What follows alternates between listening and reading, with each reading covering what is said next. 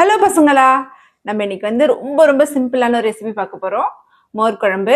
Normal மோர் குழம்பு வந்து நான் இன்னும் அப்லோட் பண்ணல, கண்டிப்பாக போடுறேன். இது வந்து ஸ்பெஷலாக இப்போ பட்டாணி சீசனுங்கிறதுனால உங்களுக்கு வந்து நான் பட்டாணி போட்டு மோர் குழம்பு செஞ்சு காமிக்கிறேன். இது வந்து மகாராஷ்டிராவில் ரொம்ப ஃபேமஸான ஒரு டிஷ்ஷு. அதுக்கு என்னென்ன தேவைன்னு ஃபஸ்ட்டு பார்த்துக்கலாம். ஃபஸ்ட்டு என்ன வேணும்னு பார்த்தீங்கன்னாக்கா, தாளிக்கிறதுக்கு வந்து கடுகு, உளுத்தம்பருப்பு, ஜீரகம். இது வந்து தேங்காய் எண்ணெயில் தாளிச்சா நல்லாயிருக்கும். நீங்கள் எந்த எண்ணெய் இருக்கோ அதில் தாளிச்சிக்கலாம், அது ஒன்றும் பெரிய விஷயம் இல்லை. அடுத்தது வந்து கொஞ்சோண்டு பெருங்காயம் வேணும், கருவேப்பிலை. இதெல்லாம் வந்து தாளிக்கிறதுக்கு. பட்டாணி தேவை. பட்டாணி என்ன பண்ண போகிறோம்னாக்கா, லைட்டாக தண்ணி தெளித்து மைக்ரோவேவில் வந்து ஒரு 4 மினிட்ஸ் வைக்கலாம். அப்படி இல்லைன்னாக்கா நீங்கள் ஸ்டீமரில் வச்சு ஒரு 5 மினிட்ஸ் ஸ்டீம் பண்ணி எடுத்துக்கோங்க. இல்லை, அது வந்து பாயில் ஆகிருக்கணும், ஒரு 90% பாயில் ஆகிருக்கணும். அடுத்தது வந்து தயிர் வேணும், மோர் குழம்புங்கிறதுனால தயிர்.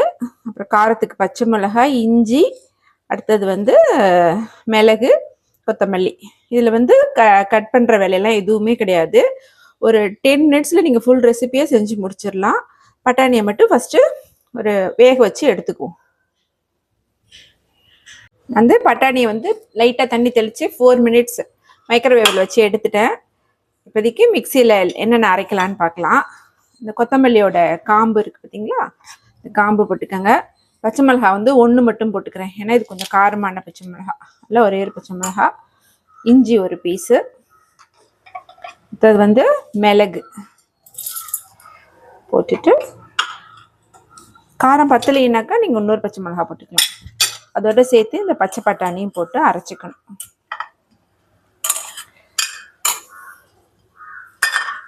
பச்சை பட்டாணியோட சும்மா ஒரே ஒரு ஸ்பூன் மஞ்சத்தூள் போட்டுக்கோங்க,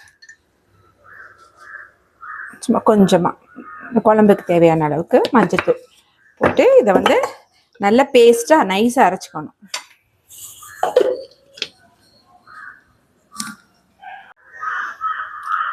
பட்டாணியை வந்து இந்த அளவுக்கு அரைச்சிருக்கேன், ஏன்னா திருப்பி நம்ம கொஞ்சம் அரைக்க போகிறோம். இப்போ வந்து இந்த டிஷ்ஷுக்கு தேவையான அளவுக்கு உப்பு போட்டுக்கலாம். உப்பு போட்டுட்டு தயிர் இருக்கு பார்த்தீங்களா, இந்த தயிரையும் இதுலேயே சேர்த்துக்கோங்க. ஒரு கப் தயிருக்கு வந்து நீங்கள் 1/4 கப் அளவுக்கு பட்டாணி எடுத்துக்கோங்க, அதுதான் அளவு. இதுலேயே உப்பு எல்லாமே போட்டாச்சு.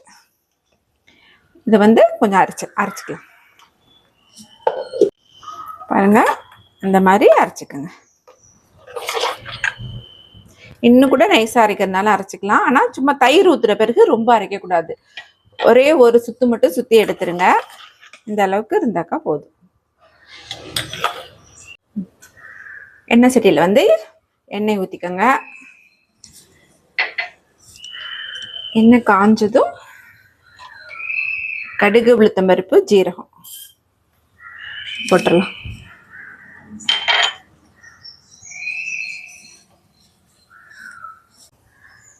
கடுகு வெடிச்சதும் கருவேப்பிலையை போட்டுக்கலாம்.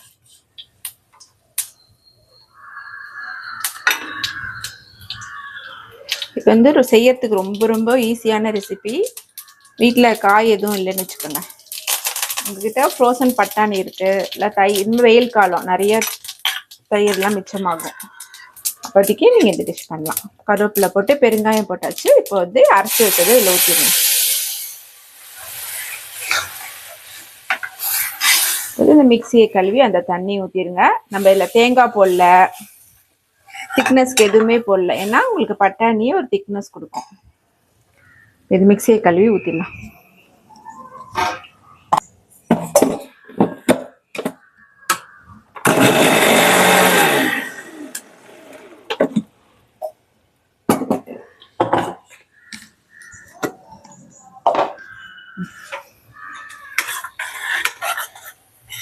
மிக்சியில் கொஞ்சமாக தண்ணி ஊற்றி சுற்றுனீங்கனாக்கா இந்த மாதிரி நல்லா அரைச்சி.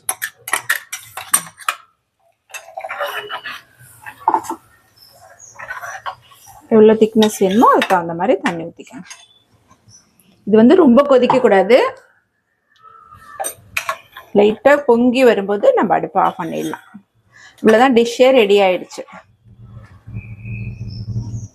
இதில் வந்து உங்களுக்கு நிறைய ப்ரோட்டீன்ஸ் இருக்குது, தயிர் இருக்குது. எப்போ பார்த்தாலும் சாம்பார், புளிக்குழம்பு அதே மாதிரி செய்கிறதுக்கு இந்த மாதிரி சீசன் அப்போ இந்த மாதிரி காய்கறி எல்லாம் போட்டு நீங்கள் மோர் குழம்பு வைக்கலாம்.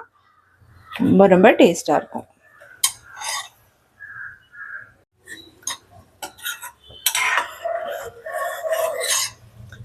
இது வந்து ஏற்கனவே பட்டாணி வேக வச்சு தான் போட்டிருக்கோம். அதனால் ரொம்ப நேரம் கொதிக்கணும் அப்படின்னு அவசியம் இல்லை. இந்த பாருங்க இந்த மாதிரி பொங்கி வருது இல்லை, இந்த சமயத்தில் கொத்தமல்லி தலையை போட்டு ஆஃப் பண்ணிவிடுங்க. இதில் வந்து தயிர் வந்து புளிப்பாக இருந்தாக்கா கொஞ்சம் நல்லாயிருக்கும். அப்படி இல்லைன்னாக்கா நீங்கள் வேணும்னா லெமன் வந்து பிழிஞ்சிக்கலாம். அவ்வளோதான், அடுப்பு ஆஃப் பண்ணியாச்சு, கொத்தமல்லி தலை போட்டாச்சு. இவ்வளோ ஈஸியான ஒரு மோர் குழம்பு ரெடி ஆயிடுச்சு பார்த்தீங்களா. இது வந்து ஆறுச்சுன்னா இன்னும் கட்டியாகும். பாருங்க பசங்களா, இந்த திக்னஸில் இருக்குது. இந்த மோர் குழம்பு வந்து நீங்கள் மட்டர் புலாவ் நான் போடுறேன், இந்த மட்டர் புலாவ் கூட தொட்டு சாப்பிட்டுக்கலாம். இல்லை சாதத்தில் எப்போவும் மோர் குழம்பு ஊற்றி சாப்பிடுவேன் இல்லையா, ஏதாவது ஃப்ரை பண்ணிவிட்டு இந்த குழம்பு தொட்டுட்டு நீங்கள் சாப்பிட்லாம். அவ்வளோதான் பசங்களா, ஒரு 10 மினிட்ஸ் கூட கிடையாது. கட் பண்ணுற வேலையெல்லாம் எதுவுமே இல்லை. எவ்வளோ ஈஸி பார்த்தீங்களா. இதை வந்து கண்டிப்பாக செஞ்சு சாப்பிடுங்க. ரொம்ப ரொம்ப ஹெல்த்தி, செய்கிறதும் ஈஸி, டேஸ்ட்டும் ரொம்ப ரொம்ப நல்லாயிருக்கும். ஒரே மாதிரி டிஷ்ஷஸாக செய்யாமல் இந்த மாதிரிலாம் ட்ரை பண்ணுங்கள். Okay, happy cooking.